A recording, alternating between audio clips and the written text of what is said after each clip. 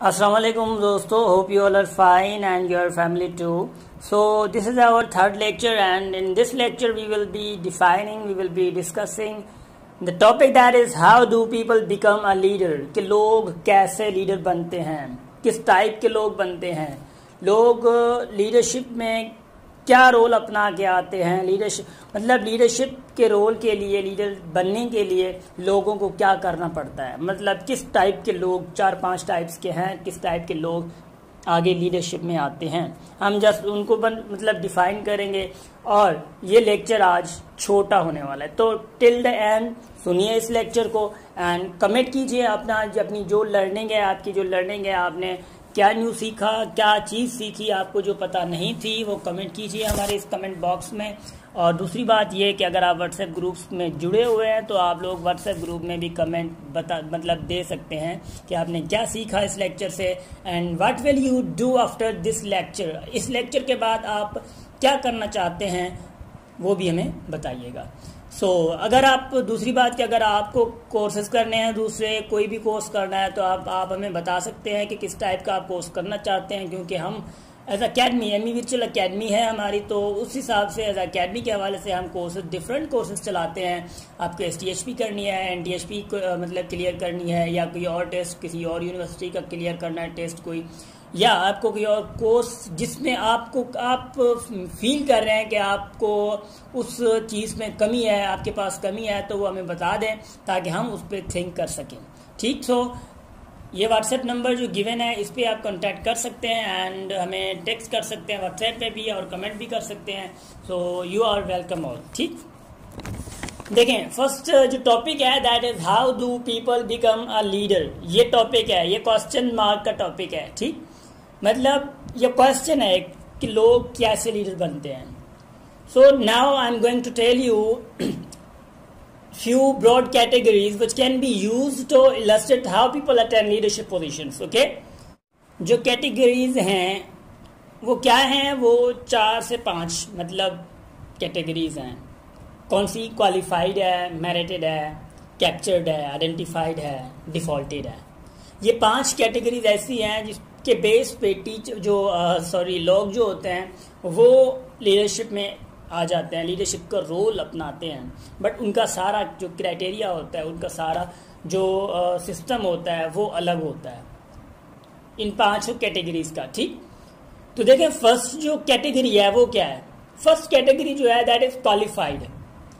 इंसान एक ज़रूरी सर्टिफिकेट ले आता है या उस सर्टिफिकेशन के लिए मेहनत करता है, या क्रेडेंशियल लेता है। क्रेडेंशियल्स मतलब कि किसी भी पोजीशन तक पहुंचने के लिए क्रेडिट्स लेता है लोगों से या किसी इदारे से। वो कैसे, मैं बता रहा हूँ आपको। देखें मिसाल के तौर पे आपने अकाउंटिंग के बाद आपने जो है CA किया। अब CA करके आपके पास माशाल्लाह इल्म हो चुका, बहुत सी नॉलेज हो चुकी है आपको, और आपको बैंक मैनेजर बना दिया। अब बैंक मैनेजर बना दिया गया, इट्स कॉल्ड क्वालिफाइड। अब यहाँ पे आपके पास CA डिग्री है, CA के बाद आपको बैंक डिग्री दी, बैंक मैनेजमेंट जो है वो दिया गया, आपको मैनेजर बना दिया गया आपको। अब क्या है, उसके लिए आपको क्या करना पड़ा, आपको CA करनी पड़ी, और आपको या MBA करना पड़ा। आपको कोई सर्टिफिकेट की ज़रूरत थी जो कि आप ले आए और आपको मैनेजर बना दिया गया। तो इट मीन्स अगर आप क्वालिफाइड हैं according to that leading part. ठीक है, अब देखिए बैंक के लिए है तो आप बैंक के लिए B.Ed करके बैंक में नहीं जा सकते, एजुकेशन डिपार्टमेंट में जाकर नहीं जा सकते बैंक में। इलेक्ट्रिकल इंजीनियरिंग करके आप बैंक में नहीं जा सकते। आप जो है कंप्यूटर साइंस वालों को भी थोड़ा बहुत होता है, बट मैनेजर की पोस्ट पे जाने के लिए कंप्यूटर साइंस आपकी जरूरी नहीं है। आपके पास MBA होनी चाहिए, या आपके पास CA होना चाहिए, या 1-2 और भी डिग्रीज हैं जो कि सर्टिफिकेशंस करनी पड़ती है उनकी। तो देखें हर किसी के लिए अपना रोल है। अब देखें अगर एजुकेशन डिपार्टमेंट में आप MPhil PhD करते हैं तो आपको मैनेजमेंट में हिस्सा दिया जाएगा, मगर कहाँ पे, जहाँ पे एजुकेशन सिस्टम है। आपको मैनेजमेंट पार्ट बैंकिंग में नहीं दिया जाएगा, आपको एजुकेशन में कर दिया जाएगा अगर आप एजुकेशन डिपार्टमेंट में कर रहे हैं। अगर आप मैथमेटिक्स में कर रहे हैं तो आपको मैथमेटिक्स वाले डिपार्टमेंट के हवाले से कि आपको एक पोस्ट दे देंगे। तो इस हिसाब से जो भी है, भले मैथमेटिक्स हो, एजुकेशन डिपार्टमेंट हो, भले BBA हो, MBA हो, कंप्यूटर साइंस हो, इलेक्ट्रिकल इंजीनियरिंग हो, मैकेनिकल इंजीनियरिंग हो, आर्ट्स हो, कुछ भी हो, आपको सर्टिफिकेशन ज़रूर हासिल करनी पड़ती है उस दर्जे तक पहुंचने के लिए। तो सर्टिफिकेशन हासिल करके और उस डिग्री तक या उस लीडिंग पार्ट में पहुंच के जो लीडरशिप रोल होता है उसको हम क्या कहते हैं, क्वालिफाइड कहते हैं। मतलब कुछ लीडर्स होते हैं जो लीडर बन जाते हैं, वो क्वालिफाइड लीडर्स होते हैं, जो कि मैंने आपको क्राइटेरिया बताया इनका। और दूसरा होता है मेरिटेड। अब मेरिटेड जो है वो फेथफुल और इंथुजियास्टिक पार्टिसिपेशन के बेस पर आता है।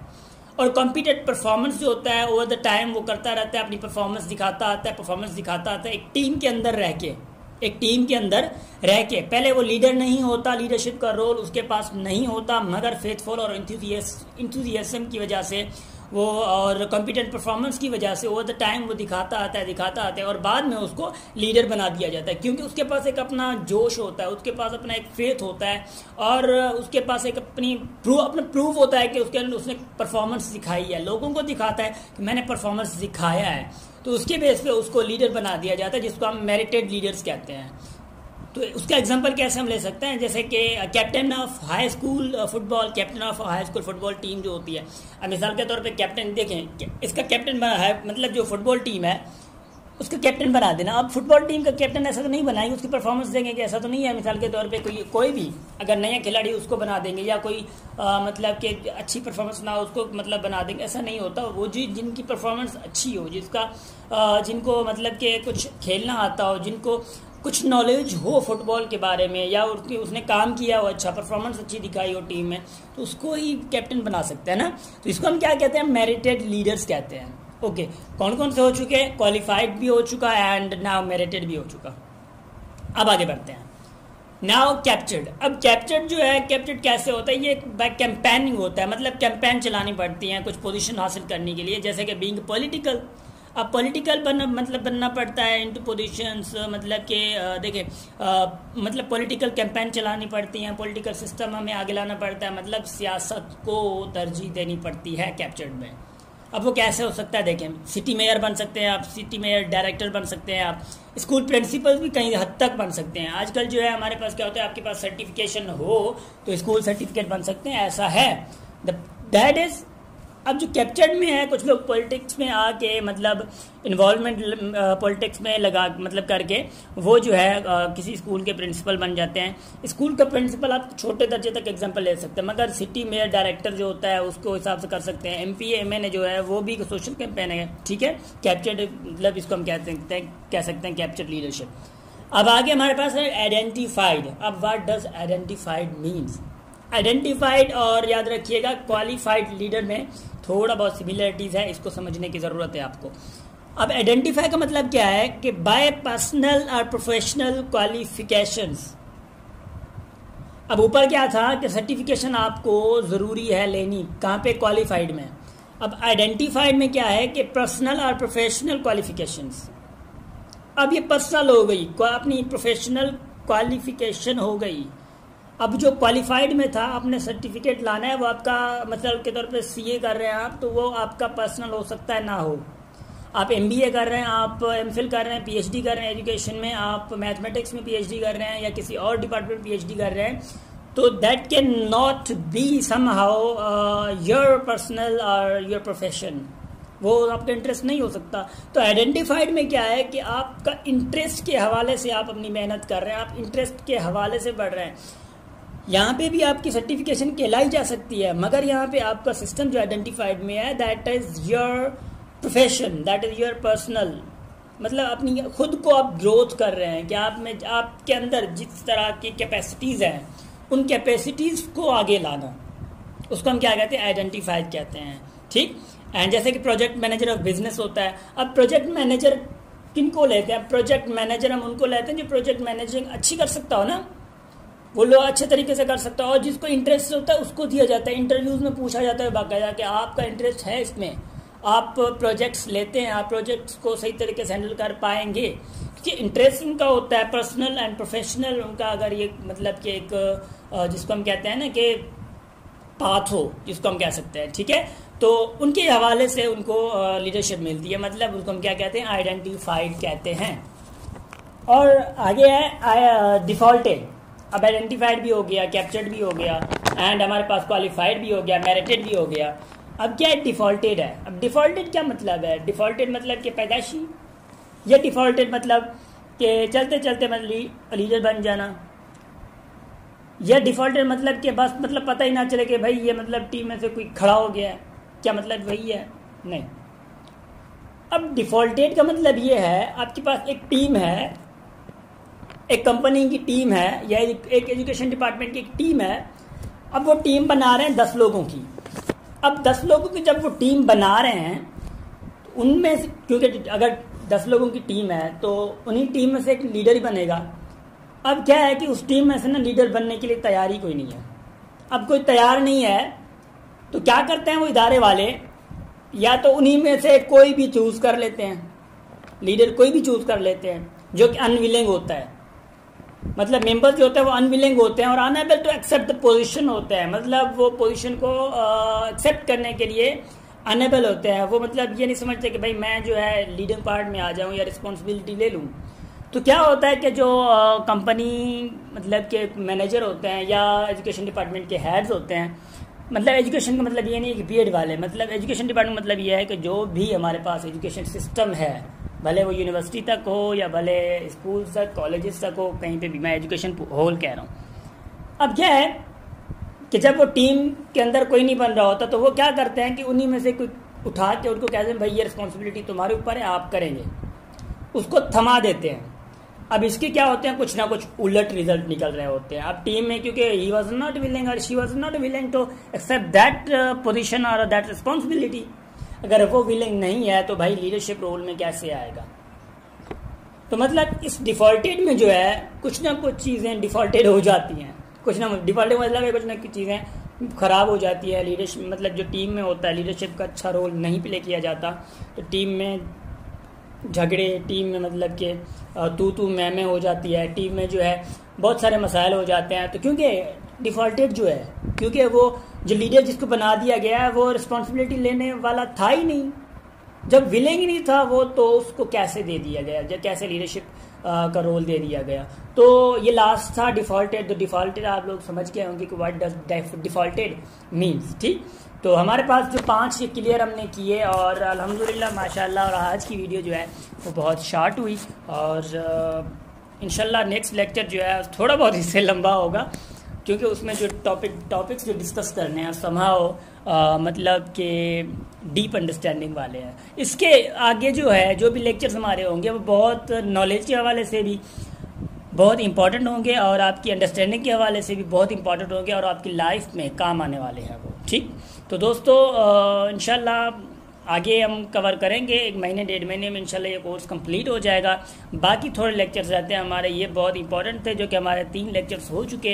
ये बेसिक थे, बेसिक सबको पता होते हैं। तो आपको हो सकता है लगता हो ये कि भाई बेसिक के हम जस्ट ये सीखेंगे, ऐसा नहीं होता। स्टार्टिंग में हमेशा ही कोई भी कोर्स स्टार्ट करे तो बेसिक से ही किया जाता है।